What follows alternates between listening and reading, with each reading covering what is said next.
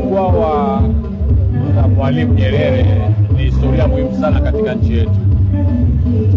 Ni mojawapo ya miradi mikubwa sana imeshafanywa katika nchi yetu tangu ipata uhuru, na ni mradi ambao umefanyika kwa sababu kumekuwa na uthubutu wa kufanya mradi huu. Mradi huu unakwenda kuwa kichocheo kikubwa sana kwenye mikakati ya taifa ya kukuza uchumi, na hatutegemei uwe ni umeme wa kuwasha taa peke yake.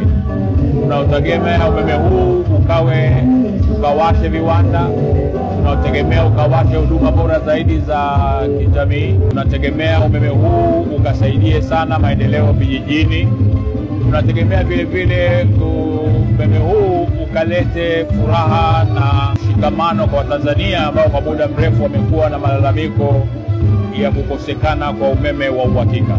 Tumefanya kazi kubwa kama taifa, na tunampongeza sana viongozi wote waliotangulia ambao walibuni mradi kuanzia wakati wa Mwalimu na hata hayati Magufuli ambaye alikuwa na ujasiri zaidi na uthubutu wa kuanza mradi huu.